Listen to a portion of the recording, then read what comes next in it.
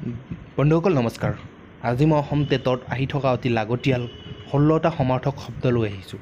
তো বলকচোন চাওঁ ভিডিঅ'টোত। চাওক, সাপৰ সমাৰ্থক শব্দ সৰ্প, ভুজগ, বিষধৰ, ফণী আদি।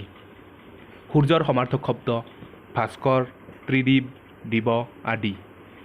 স্বামীৰ সমাৰ্থক শব্দ পতি, মৰদ, গিৰিহত। হাতীৰ সমাৰ্থক শব্দ হৈছে হস্তি, গজ, কৰি, দ্বীপ। তাৰপিছত হৈছে বন্ধুৰ সমাৰ্থক শব্দ হৈছে বান্ধৱ, মিত্ৰ, প্ৰিয়, মিতিৰ, সখী। মাছৰ সমাৰ্থক শব্দ মীন, মৎস্য, মুগ, মৎস্য।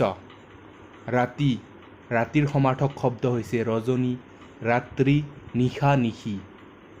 সাগৰৰ সমাৰ্থক শব্দ হৈছে সমুদ্ৰ, ৰত্নাকৰ, জালনিধি, জলধি। ঘৰৰ সমাৰ্থক শব্দ হৈছে গৃহ, ভৱন, নিলয়, নিবাস, আৱাস। চকুৰ সমাৰ্থক শব্দ হৈছে লোচন, নয়ন, নেত্ৰী, অক্ষি। পত্নী, গৃহিণী, ঘৈণী, স্ত্ৰী, তিৰোতা, তিৰী।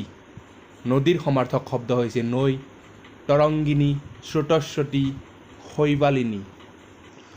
অগ্নি, অনল, জুই, বহ্নি, পাৱক, হুতাসন। আকাশৰ সমাৰ্থক শব্দ হৈছে গগন, অম্বৰ, অনন্ত, নীলিমা। ইচ্ছাৰ সমাৰ্থক শব্দ হৈছে বাসনা, কামনা, অভিপ্ৰায়, হেঁপাহ। আৰু শেষৰটো হৈছে কাপোৰৰ সমাৰ্থক শব্দ বস্ত্ৰ, বহন, আচ্ছাদন। বন্ধুসকল, আজি যিবোৰ সমাৰ্থক শব্দ দিলোঁ সেই সমাৰ্থক শব্দবোৰ আগতেই টেটৰ যি পৰীক্ষা আছিল সেই পৰীক্ষাবোৰত আহি গৈছে। তো কেনে লাগিল ভিডিঅ'টো জনাব, আৰু এনেকুৱা ধৰণৰ ভিডিঅ' চাই থাকিবৰ বাবে আমাৰ চেনেলটো ছাবস্ক্ৰাইব কৰক, লগতে বেল আইকনটো টিপি দিব যাতে আমাৰ ভিডিঅ'সমূহ প্ৰথমে আপুনি পায়। ধন্যবাদ।